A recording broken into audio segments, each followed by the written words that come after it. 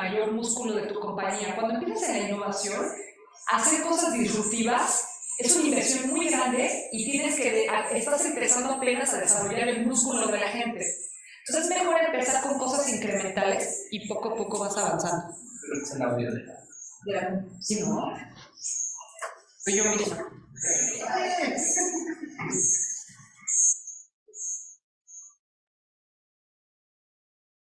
Ok. No estoy segura, ¿eh? Los que están en Zoom.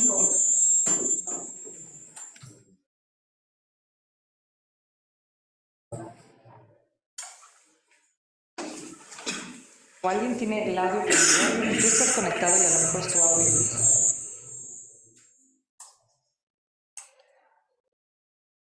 ¿Ya?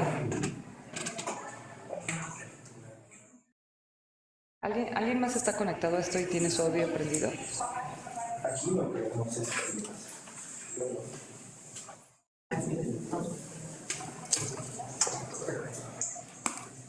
Hay manera de mutearlo totalmente.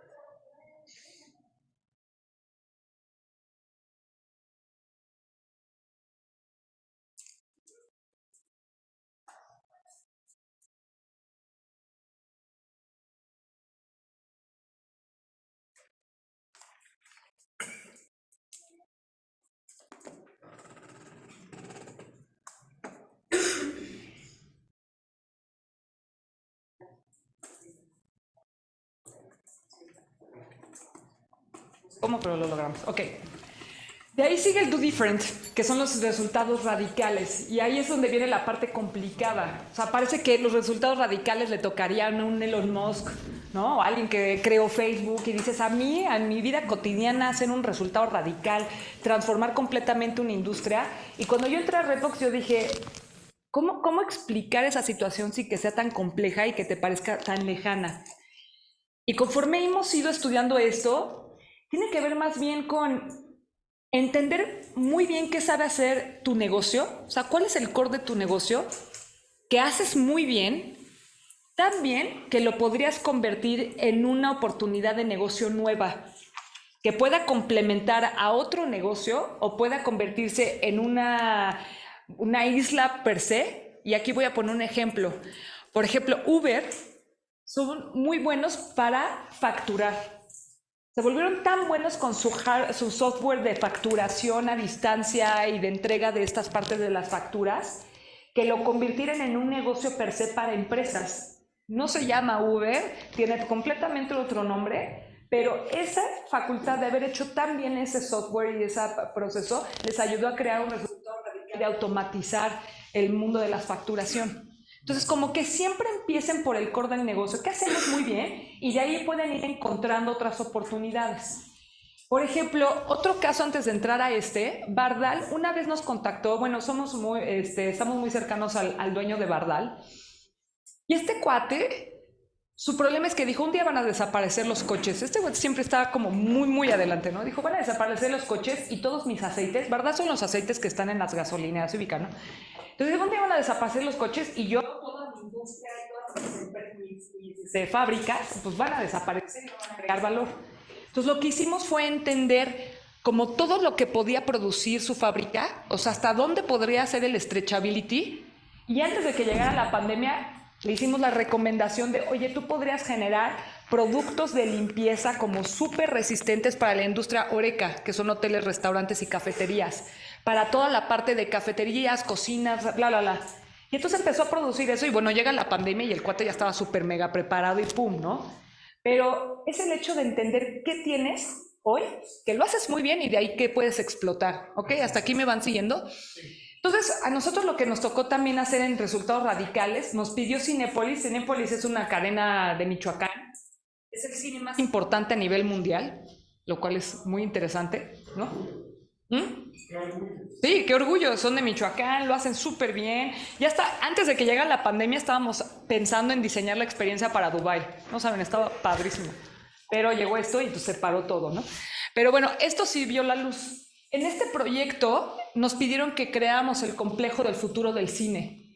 Y entonces, cuando haces un proyecto así, tienes que empezar a entender por qué la gente va al cine o por qué la gente hace cierta cosa y de ahí cómo de verdad eso lo explotas y lo haces más grande. ¿Cuál es la necesidad más fina por la que la gente va?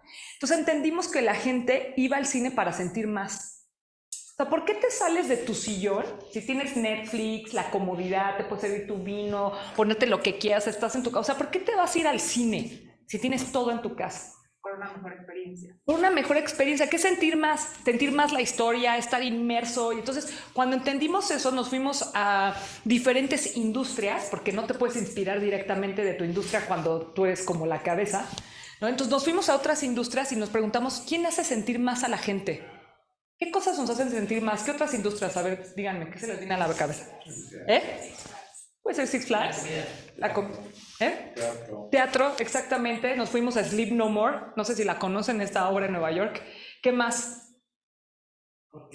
Conciertos, tiendas de flagships, de estas que te meten súper inmersivas en las experiencias. Bueno, nos fuimos a ver todo eso, desde teatro, museos, nos fuimos no me acuerdo qué, el museo de Nueva York, que vas subiendo el elevador y te va metiendo como en esta construcción de... Ajá, exacto. Entonces, el hecho de estar inmerso en experiencias, dijimos, ¿cómo podemos hacer que la gente, cuando entra al cine, de verdad se sienta inmerso en historias? Porque lo que quiere es sentir más historias. Y entonces dijimos, ok, ¿cómo le facilitamos todo desde la entrada? Y entonces íbamos viendo todos los puntos de dolor de la gente del cine y de ahí le agregábamos capas de detalle para mejorar la experiencia, desde cómpralo todo tú solo desde la entrada y no te vuelvas a formar. Digo, este es un render que no pasó. Coca-Cola quería hacer la estrella ahí y luego ya la gente decía, no, por favor, no pongas eso, porque siempre hacemos experimentación posterior a las ideas. Entonces a la gente no le gustaba tanto esto, se cambió por otra cosa. En esperar, el 40% de la gente que iba al cine pasaba más de 30 minutos sin nada que hacer, esperando a que empezara su película en áreas que eran, pues no había nada que, o sea, te sentabas en el VIP, no hay nada que hacer, ¿no? Y entonces era poner pantallas gigantes que te siguieran contando historias. Aunque tú venías a ver otra historia, ¿qué otras historias podrían ser interesantes en esa pantalla y podría ser redituable para Cinépolis? O sea, podría vender esos espacios. Que te fuera metiendo en la película estelar, ¿no? Que tuvieras una pantalla cuando fueras buscando la sala. O sea, que te empiezas a meter como esto que les dije de Nueva York, ¿no? De ahí, imagínense que entras a la pantalla y te meten en el landscape de la película que vas a ver. Vas a ver Manhattan de Woody Allen y entonces empiezas a ver el exterior, o vas a entrar a Star Wars y entonces te metes al landscape que se está moviendo. No es la película per se, sino te está metiendo en la atmósfera. Y así fuimos agregándole capas y capas y capas a toda esta experiencia, con una experiencia inmersiva. Y claro, nunca hay un buen lugar para platicar después de la película. Y más si sales a las 11 de la noche, no hay nada. Entonces, como esta idea de bar, de merchandising, que tuvieras como que, pues pudieras tener un espacio de esparcimiento un poco después, ¿no? Y bueno, esa es la parte de... bueno, y sí, ya hay un resultado, fíjense en esto. Creo que está en Monterrey, pero lo que está haciendo Cinépolis es que está como habilitando pequeñas partes de la experiencia poco a poco para ver cómo la gente lo va aceptando y pudiendo hacer estos testings de este espacio, pero aquí ya está empezando y creo que hay como 4 cines en México que ya puedes ir como a esa experiencia un poco más inmersiva. El Do Different, ahí está el 2% de las innovaciones. Y se trata de crear conceptos nuevos, pero se trata de crear nuevos negocios a partir de lo que haces muy bien. ¿Ok? ¿Cuál funciona mejor? Que es la pregunta que a veces me hacen en diferentes pláticas. La verdad es que no es que una funcione mucho mejor, sino depende mucho del músculo que tengas desarrollado internamente en tu compañía.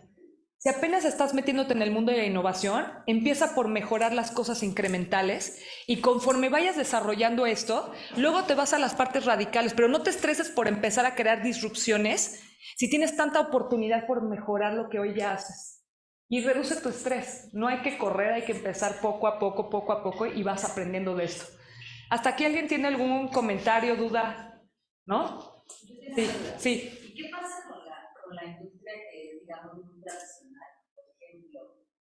Por ejemplo, Los seguros. No, o algo todavía más que puede ser incluso Entonces, tabú, no sé, la parte de una industria que vaya a ¿qué pasa? ¿Yo puedo de pronto entrar en innovación o dices, no puedo hacerlo? No sé. Sí, es que siempre, justo acabo de hacer un proyecto para Saba, pero bueno, no sé si alguien trabaja y no puedo decir más de eso, pero sí, siempre va a haber necesidades que van cambiando. O sea, hay 6 cosas fundamentales en el ser humano que no cambian, 6 necesidades, que es la necesidad de la certeza, la necesidad de la información. Hay 6 cosas que no cambian. Si tú tienes bien clara esas cosas como compañía, dices, ok, a mi usuario, a mi cliente siempre le tengo que satisfacer esto, y de ahí hay necesidades que siempre van a cambiar. Y esas son las que sí deberías de estar trabajando continuamente sin perder estas. Digo, hay una plática posterior que si no, escríbanme, ahorita pongo mi correo y les mando esta parte de las 6 necesidades fundamentales del ser humano.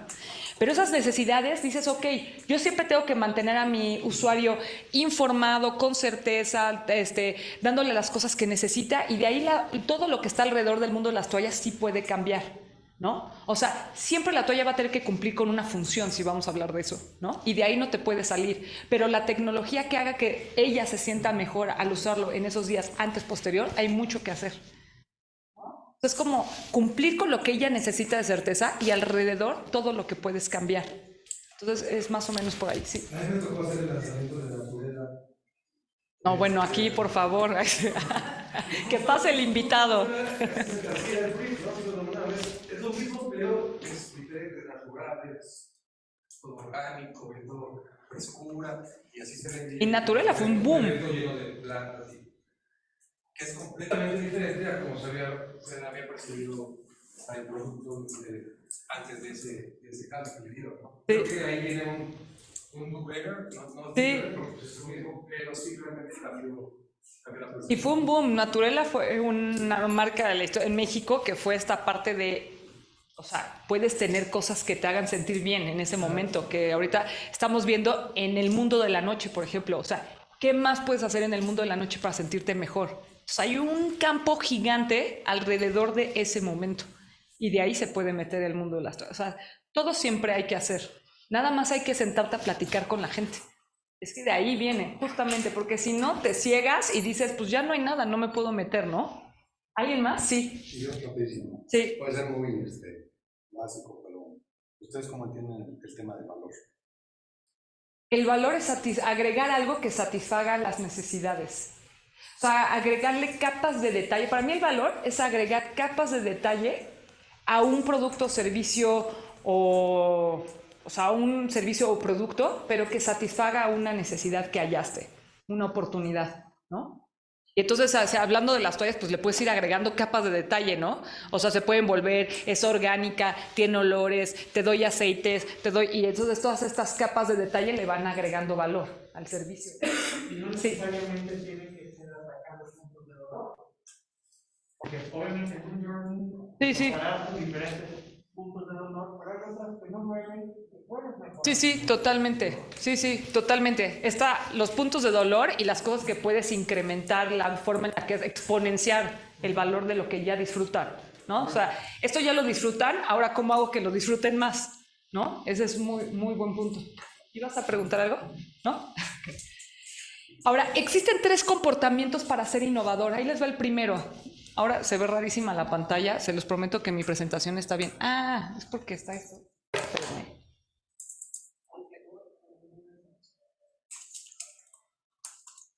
Listo. Ya no se ve. Ok. Rex Young es un neurocientífico que hizo un libro en donde se puso a preguntarse cuáles eran las condiciones que hacía que las personas fueran innovadoras. Su hipótesis era que era el IQ, ¿no? Entonces, entre más IQ tenías, entonces tenías más potencial para ser innovador. Y conforme fue avanzando en este punto, se dio cuenta que no tenía que ver con el IQ, sino tenía que ver con algo que es la persistencia. Y es lo que decía al principio, una persona innovadora no es la persona que sea porque tenga más inteligencia o no, digo, todos los que estamos aquí y, o sea, tenemos capacidades, pero el punto es la persistencia. ¿Por qué la persistencia es tan importante en la innovación? Porque puede haber muchos errores en el camino, ¿no? O sea, muchas fallas, muchos puntos que no tienes idea de cómo controlar, cómo desarrollar y puedes llegar a platicar. Totalmente, porque aparte de la sesión de co-creación, que es la parte de los intangibles, donde estás convergiendo, estás haciendo grandes ideas, luego empiezas a diverger y luego empiezas a converger y agarras una idea y esa la sacas al mercado. Ojo, una idea que sacas al mercado no está completamente hecha.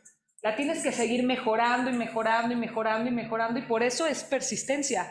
Porque el producto que está en el mercado, si no funcionó, no significa que tu idea no funciona, significa que tienes hasta 30 oportunidades para hacer ajustes. El libro del Lean Startup de Eric Rice, no sé si alguien un poco viejo ya, pero la verdad es que ahí te da 30 pivots, como le llama él, o 30 diferentes tipos de ajustes que le puedes hacer a una idea para que la idea funcione. Él dice, una idea no fracasa cuando se te acaba el dinero, fracasa cuando se te acaban los pivots. O sea, cuando dijiste, ya cambié la necesidad, ya cambié el producto, ya cambié la tecnología, ya cambié el cliente, ya cambié la forma de venderlo, el canal, bla, bla, bla. Ya que probaste todo eso, ahora sí puedes decir que tu idea ya falló, ¿no? Lo que dice él. El segunda, sí. Como el ejercicio de la inconformidad. Sí. Constantemente estar inconforme y entonces buscas mejorar y mejorar. Sí, totalmente. Otra característica importante de eso, ¿tienes pregunta? O vamos. Ah, no, decíale aquí, a ti. Si tenías alguna pregunta, ¿vamos bien? O sea, tiene los dos. O estoy virola. No me había dado cuenta, es la primera vez que me lo dicen, güey.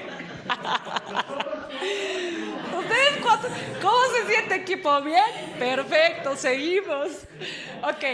Ian Schrager, estuvo muy raro. Ian Schrager, el creador del Hotel Boutique, ¿alguien de aquí conoce Estudio 54? Ya venga, los de la edad. Sí, cómo no, no se hagan. Los que no están levantando la mano tienen pena. Sabía que le ibas a levantar. Ok, el Estudio 54 era un gran, los que no lo conocen, que era un gran antro, ¿no? Un gran antro donde iba Cher, Bono, la gente gastaba millones, y este cuate fue el que lo creó. Que lo agarra la policía y lo mete a la cárcel por fraude fiscal. Vámonos. Y entonces el cuate dice, no manches, no me puedo quedar así, ¿no? Yo que era la estrella. Entonces este cuate se hace la pregunta de qué es lo que la gente le gustaba de Estudio 54 y que lo puedo llevar a otro lugar. Y entonces lo que ve es que él practicó esta parte de la escucha activa, empezó a platicar con la gente y se dio cuenta que tenía que ver con la capa de detalles que tenía la experiencia. Entonces, una de las características es la escucha activa para poder llenar la experiencia de capas de detalle que haga más difícil que tu competencia te pueda copiar rápidamente. Porque tú puedes encontrar la gran solución, pero si no le agregas este ecosistema de valor alrededor de tu solución, tu idea se puede quedar pobre y va a ser muy fácil que la competencia te pueda alcanzar. Siempre hay que entender que encuentro la solución y de ahí me pongo a generar un ecosistema de valor que haga que la persona pueda generar un primer uso, una frecuencia y se agregue lealtad a la parte en la que está conmigo en esta experiencia, ¿no? Y el punto número 3 sobre todo esto, Richard Branson, ¿lo ubican? Sí. El dueño de, bueno, este güey es un gurú, genio, ¿no? Tiene cuántas compañías, 60, 70, ya no sé, pero este cuate, el CEO de Virgin Group, dice que para poder generar innovación hay que tener un higher purpose, ¿no? O sea, la innovación no es solo crecimiento, también es cambio.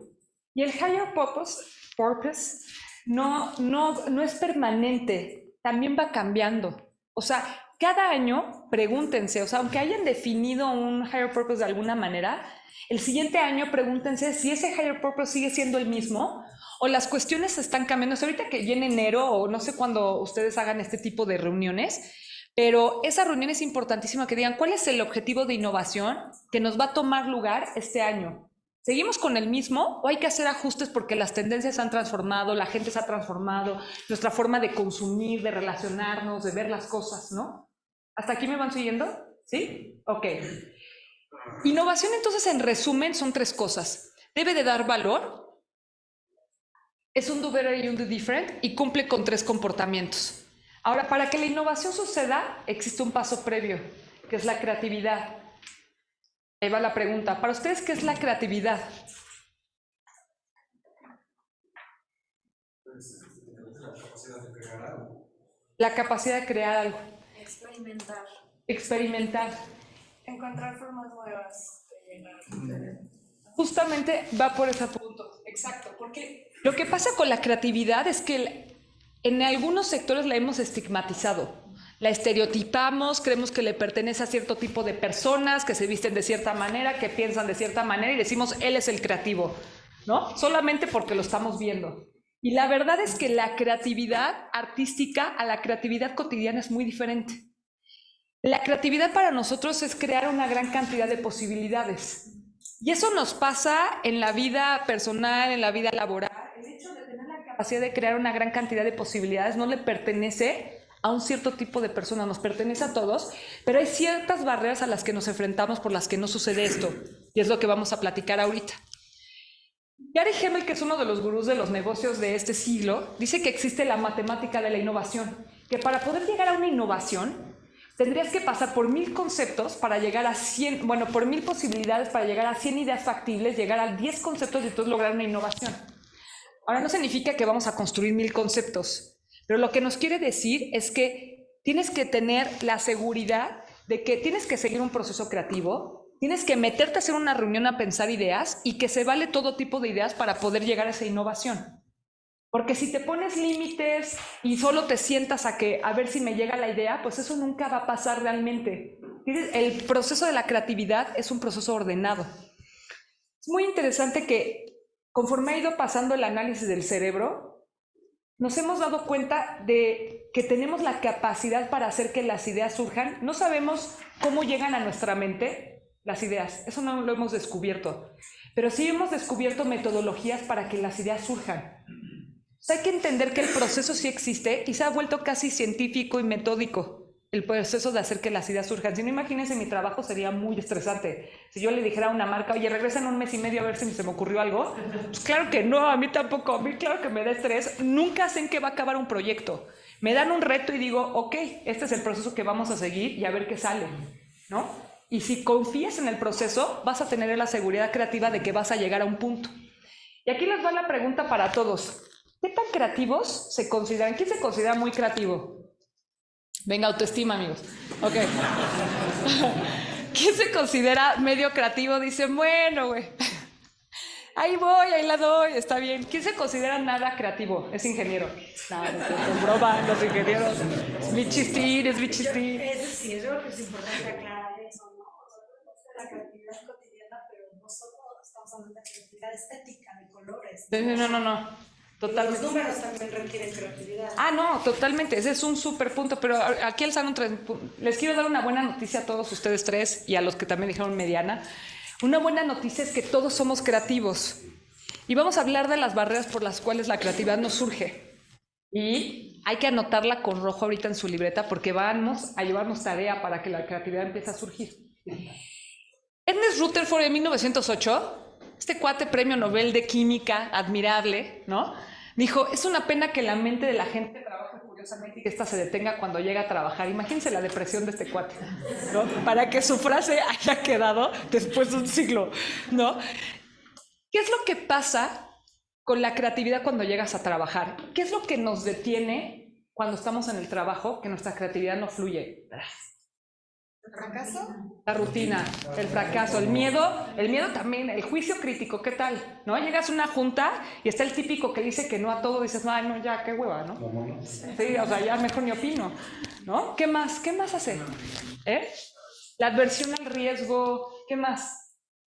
El estar viendo todos los días lo mismo. Qué difícil, y esto estoy segura que todos estamos ahí. cansados, estamos trabajando, es que me faltan 30 mails. Cuando estemos diciendo de eso de solo he respondido mails, híjole, hay que ponernos ahí un foco rojo de, ok, me está haciendo falta abrirme ventanas para ver otras cosas. Porque entre más cosas veas, más cosas se te van a ocurrir. Y ahí es donde empieza, en primero, la parte de que la creatividad se para. La NASA hizo un examen de creatividad hace algunos años, donde participaron 1,600 personas por 30 años. Y entonces, como me los fue analizando, pues se dio cuenta que a los 4 o 5 años, y por siempre decimos, ay, es que son muy curiosos los niños, se les ocurren un chingo de cosas, ¿no? Y entonces dicen, pues son 98% creativos, pero va avanzando el tiempo y tras que llegan a nuestra edad y nos dicen, ustedes son 2% creativo, ¿no? Pero ¿qué creen? Son los dueños del mundo y tienen que transformarlo. Madre, o sea, qué responsabilidad, ¿no? Entonces, cuando estamos en ese punto de ser 2% creativo, se agregan varias cosas, que es lo que nos empieza a detener y que nos empieza a frustrar. Hay que entender que la creatividad, primero, no es momentos eureka accidentales, o sea, no les va a llegar la iluminación, ¿no? No va a pasar así de repente de, oigan, pues me encargaron esto para el próximo mes y a ver qué pasa y a ver si se me ocurre. No es un regalo genético o etiquetas, hay que eliminar eso porque en el trabajo no tiene que ver eso. Hay un libro que ahorita me acabo de acordar que se llama La Cuarta Clase Creativa de Richard Flores. Este cuate dice que en el trabajo se han validado o se ha valorado diferentes cosas de los trabajadores. La primera clase trabajadora tenía que ver con la fuerza. Luego tuvo que ver con el aprendizaje de ciertas materias. Luego tuvo que ver con la especialización, por eso existieron las maestrías, el PhD, todo. Y ahora la clase más valorada o la que va a empezar a ganar más y que va a querer la que podamos retener más en los trabajos, va a ser la clase creativa. No significa que tengas que cambiarte de contador a otro, sino justo lo que decías, o sea, es que el ingeniero tenga esta capacidad creativa para saber afrontar los cambios que vienen y sepa darle la vuelta a las cosas. Todos necesitamos desarrollar esta capacidad creativa porque va a ser lo más valorado.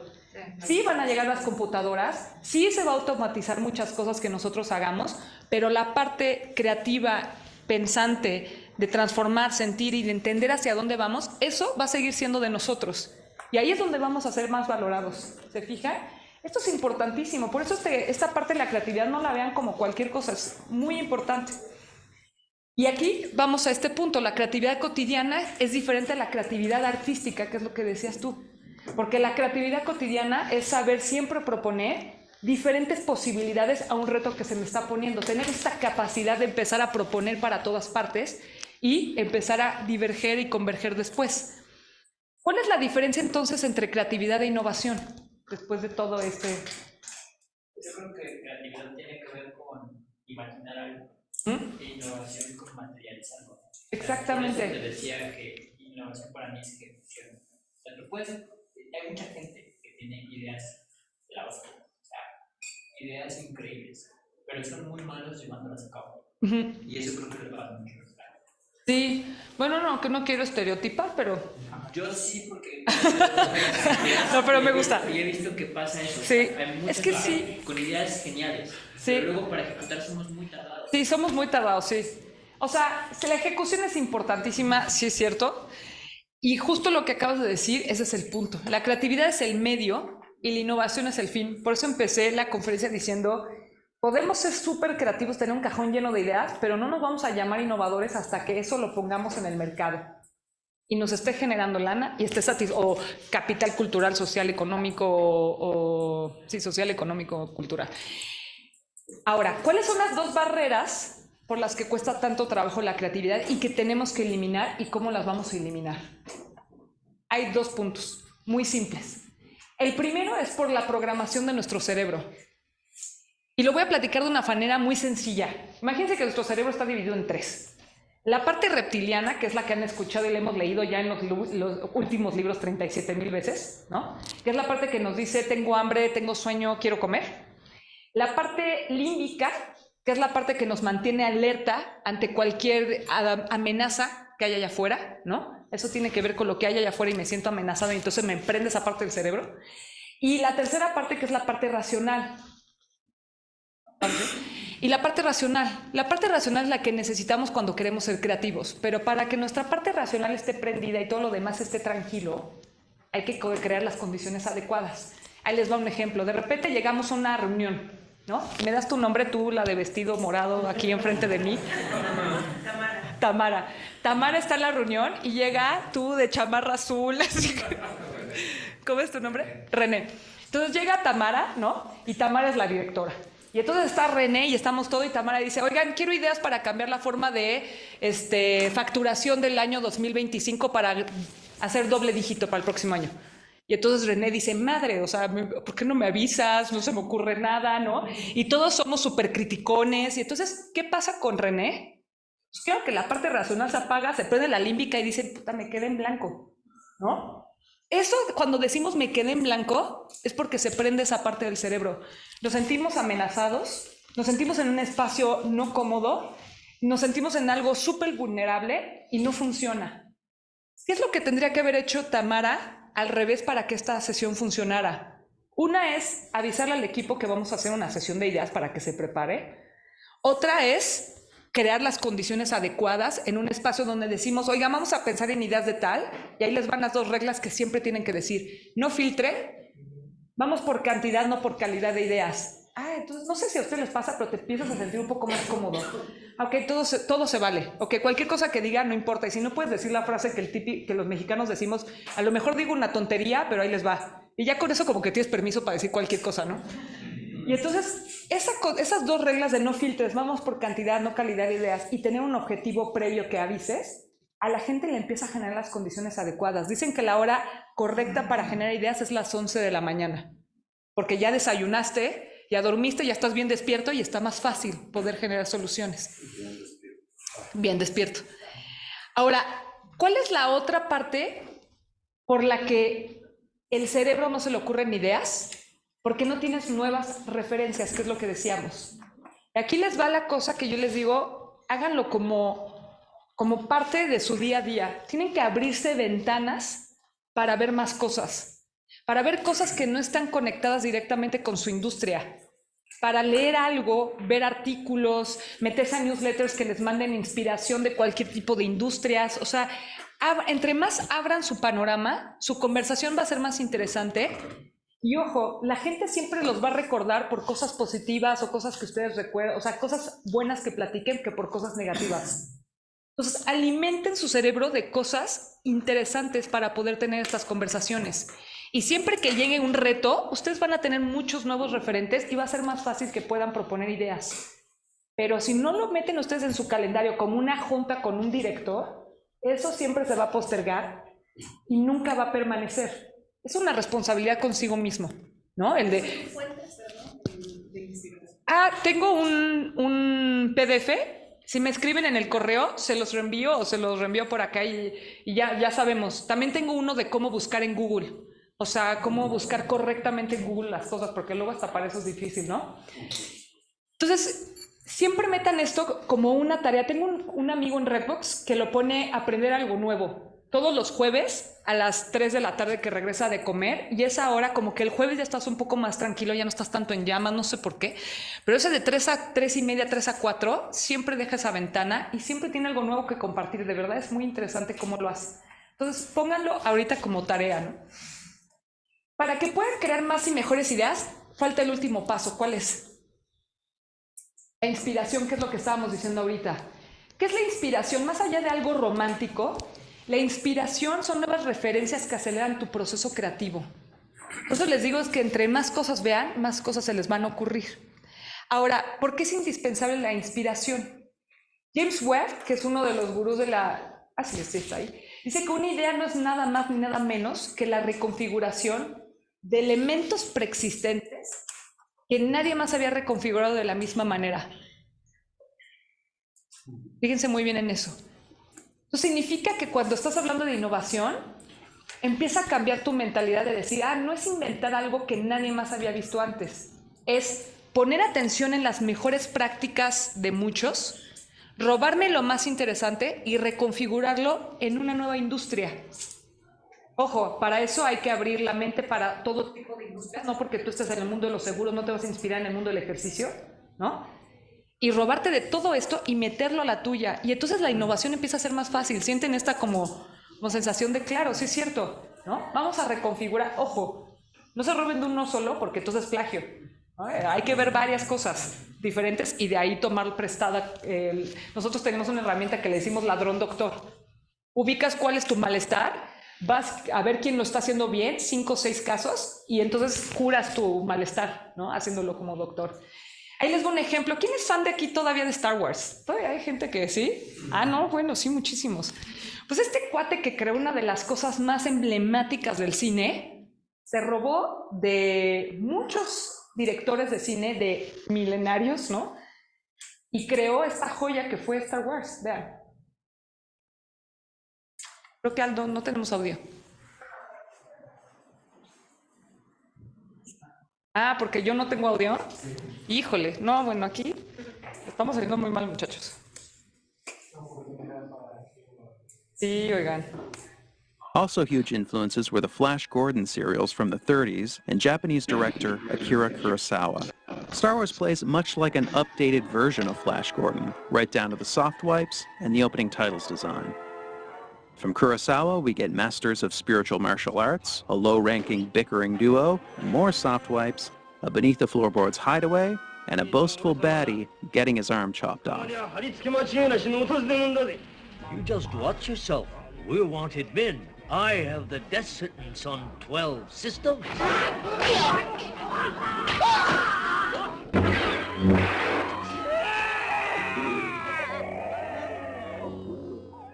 War films and westerns were also huge sources for Star Wars. The scene where Luke discovers his slaughtered family resembles this scene from The Searchers.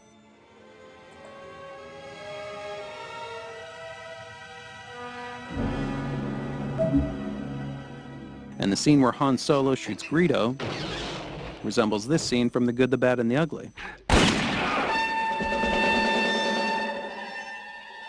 The climactic airstrikes in the Dam Busters, 633 Squadron, and the bridges at Toko Ri play very similarly to the run on the Death Star. And in many cases, existing shots were even used as templates for Star Wars special effects.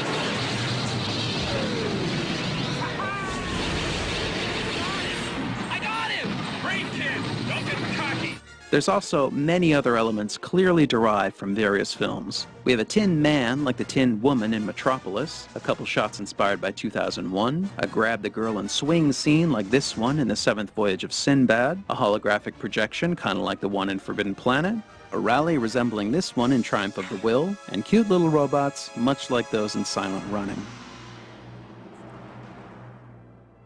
George Lucas collected materials, he combined them, he transformed them. ¿Qué dijo al final?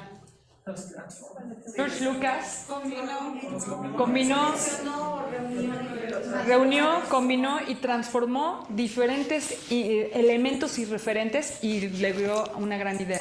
Me hiciste acordar, Saraí, hay un cantante argentino que muchos conocen, Charly García. ¿Sí? Charly García siempre dijo algo genial. Dijo que le preguntaron si él tomaba inspiración de otras cosas para hacer su música. Y él decía que aquel que le roba todo a una sola persona es un idiota. Pero aquel que le roba un poco a cada uno y lo combina es un genio. Me encanta. Voy a ponerlo ahora. Está muy buena la frase, justo. Y también Picasso dice, los genios no se roban las ideas. No, los genios no piden prestar las ideas, se las roban o algo así. Ahorita la vamos a ver, pero tiene que ver con eso. Bueno, que las ideas no le pertenecen a nadie, sino que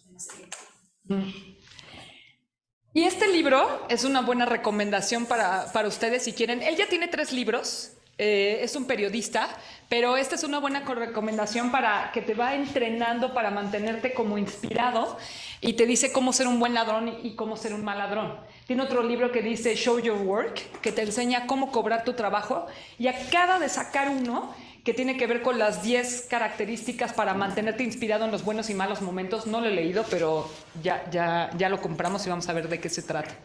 Entonces, ojo, no se trata de un proceso accidental.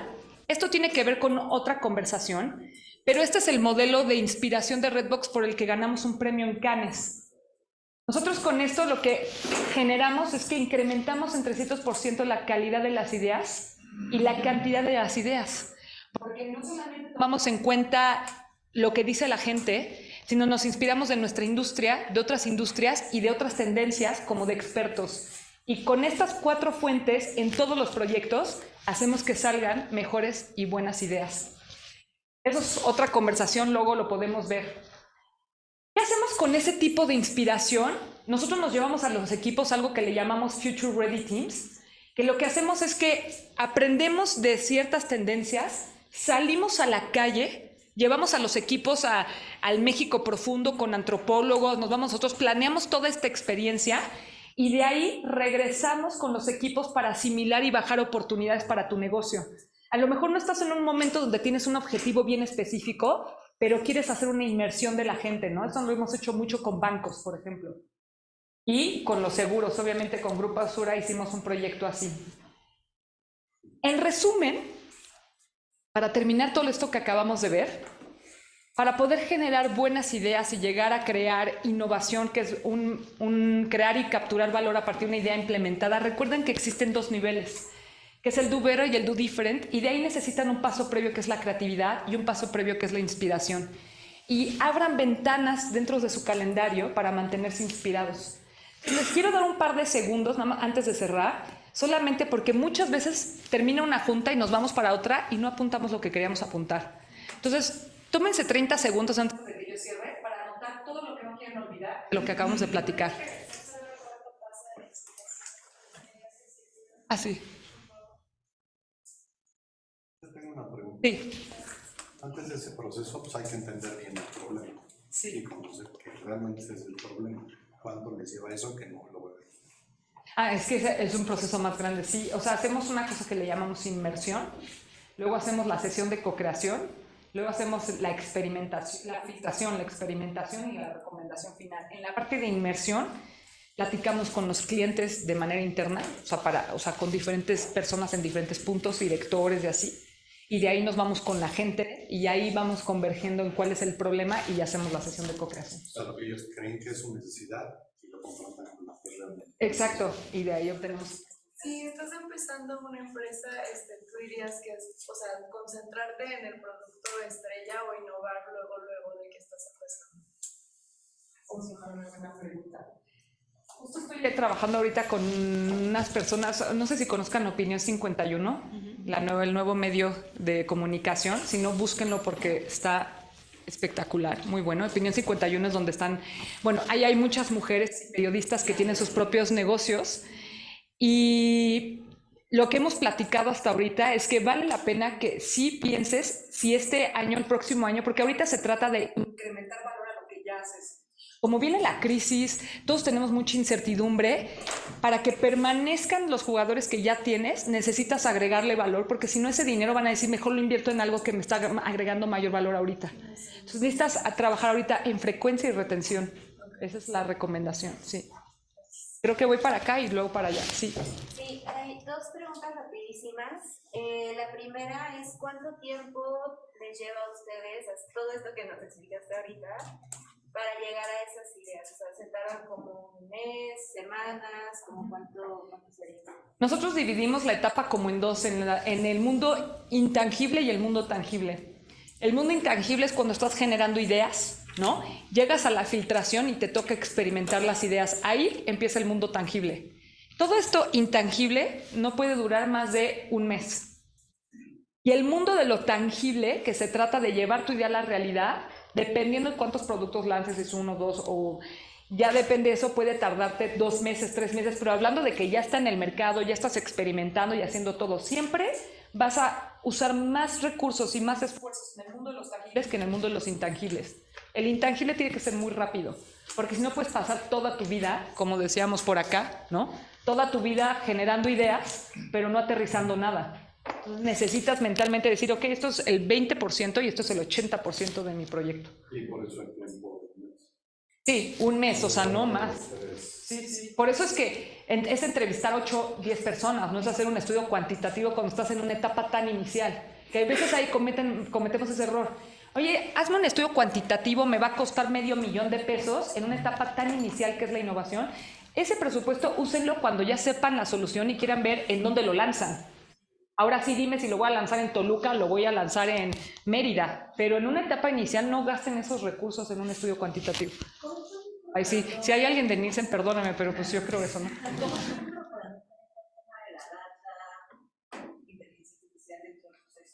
Nosotros no manejamos inteligencia artificial per se. A nosotros lo que hace es que más bien ellos nos dan la información. Por ejemplo, llega un Coca-Cola o Grupo Modelo o llegan estas empresas que tienen este músculo y ellos nos dan la información y con esa data nosotros empezamos a decir, ok, aquí está el punto y de aquí empezamos a investigar. Pero nosotros no generamos esas datas, son las más.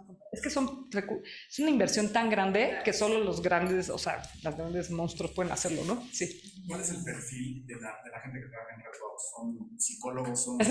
Siempre me hacen esa pregunta. Por eso no dije que estudie, porque dije, se me van a sesgar y ya nadie me va a escuchar. Me dice, estudió eso, no, pues ni sabe, ¿no? La mayoría son ingenieros, no, diseñadores industriales. Ese es el perfil mayoritario. Los diseñadores industriales como que tienen este perfil de estar pensando hacia dónde se pueden mover, ¿no? Hay comunicólogos. Yo estudié comunicación y cinematografía documental. Me gusta mucho la parte social, entender las historias y meterme con la gente. Y eso me dio como la capacidad de ser como muy curiosa en lo que la gente está viviendo y contar las historias para las marcas, ¿no? Sí, y como me gusta la parte social, pues siempre trato de luchar que sí tenga un componente ahí que, oye, pues no vamos a fregar, ¿no? Hay que hacer algo mejor, pero sí. La mayoría son diseñadores industriales. Oye, y hablando también de la experiencia que construyeron para Cinépolis, ¿qué es Cinépolis? Sí.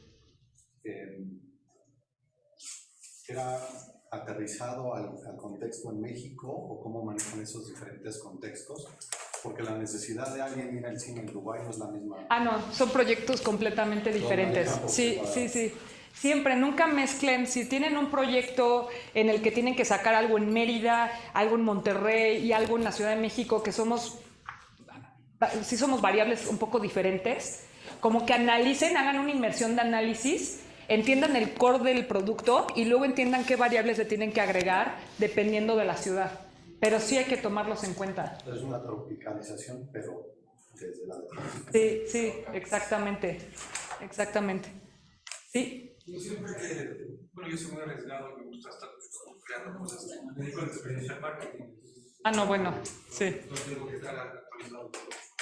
Entonces, siempre empiezo el ejemplo de la Coca-Cola Light, la verdad es que lanzaron, sí, ellos la regaron. Más o menos que quede gastado en Coca-Cola Light. Hay tiempo duró en el mercado. Claro. Sí.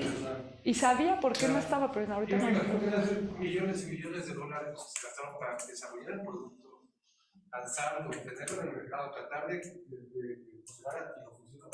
Siempre pienso que si Coca-Cola la arregla de esa forma, claro. De no tener miedo a la innovación, no tener miedo a la creatividad, porque aún ellos, con todo lo que tienen, hacen cosas como que no funcionan. Claro. Como la Pepsi transparente, como cosas que no funcionan en el mercado, que al final de cuentas todos tenemos riesgo. Ahora, el punto es que nosotros, siendo ¿cómo se llama? Unos pequeños terrícolas, me quiero decir, o sea, hay que fracasar rápido y hay que fracasar barato, ¿no? O sea, hay que estar bien atentos, darle seguimiento a nuestros productos y si algo no está funcionando, pues vámonos, o sea, ¿qué ajuste le puedo hacer y qué valor le puedo agregar, ¿no? A ver, les voy a poner algo para que nos dé tiempo de esta parte. Nada más para cerrar, y quiero que escaneen una cosa. Para cerrar, finalmente ya que estén las ideas listas con lo que acabas de decir, o sea, es que las cosas sucedan, ¿no? O sea, si mañana de verdad quieren empezar a hacer algo, su mente tiene que estar en, no puedo dejar que esto no suceda, ¿no? Tienen solo 11 días para empezar a trabajar. ¿Qué significa esto? Que si ahorita ustedes tienen en la cabeza un chip, yo les inserté algún chip y ya lo traen aquí, mañana mismo después de esta junta, manden el meeting a la persona con la que tienen que hablar. Por lo menos hagan eso después de esta reunión, ¿no? Para que no se caiga la motivación que están sintiendo ahorita de hacer algo nuevo o de moverse, o agenden en su agenda, o metan en su agenda lo que quieren de aprender una nueva cosa, ¿no? Pero después de estos 11 días, les prometo que esa motivación se va a caer y van a tener que necesitar otra cosa para volver a crecer esa motivación. Y si las cosas no salen como planearon, justo, ¿cuál es tu nombre? Marco, lo que acaba de decir. Pues vean qué pueden aprender fracasen rápido y barato. Y el último mensaje es que una vez Andy Stefanovic, este serbio con el que nosotros hicimos nuestra metodología, nos mandó una carta que te ibas manchando las manos y que iba apareciendo un mensaje. Y cuando apareció el mensaje decía que el futuro pertenece a los pocos que estamos dispuestos a ensuciarnos las manos. Yo cada vez que leo esta frase, se me pone la piel chinita porque digo, sí es cierto. Sí es cierto que depende de cada uno. Y sí es cierto que el hecho de que entendamos que es nuestra responsabilidad que tengamos un mejor México, una mejor sociedad, un mejor trabajo, si hay cosas que no les gustan como son, pues metan las manos y hagan que las cosas cambien y que tengamos un mejor entorno y una mejor sociedad. Muchas gracias, espero que lo hayan disfrutado. Si quieren inspirarse, tenemos un newsletter que llega todos los viernes, súper curado por nuestros analistas. De verdad es un newsletter en español muy bien hecho. Y compártanlo para que pues, podamos mantenernos inspirados. Van a encontrar casos de todo tipo de industrias que les van a llegar. Y pues ya, espero que un día nos volvamos a encontrar. Sería un gusto. Sigamos en contacto, ahí están mis datos, escríbanme. Sí, claro, escaneen el QR code. Pues, Saray, muchísimas gracias por estar aquí con nosotros. En un momento ponemos las siguientes pláticas para que sepan a dónde ir. Gracias a ti, gracias por invitarme. Muchas gracias. Tenemos para las dudas que tengan. Sí, aquí estaré un ratito. Siguen con el. Durante la pandemia, el director mandaba un newsletter. Sí. Sobre el estatus, cuáles eran las etcétera. ¿Sí llaman los? Ay, a ver, cuéntame otra vez para decirle a Carlos. La de Carlos. Tenía uno que era. ¿Cuáles eran los retos? Así la No sé. Sí, ya, es que no hemos seguido haciendo eso, pero lo voy a decir en la junta comercial. El estatus de cómo se sentía el ambiente y la ciudad y la sociedad. Sí, estaba bueno, ¿va? Sobre todo. Le voy a decir, me va a dar gusto. Ok, va. O sea, que no Sí. Sí, muy bueno. Muchas gracias por ese comentario. Muchas gracias, Saray, muy padre, interesante. Por el cierre también, pero ¿qué pasa cuando hay un traslado?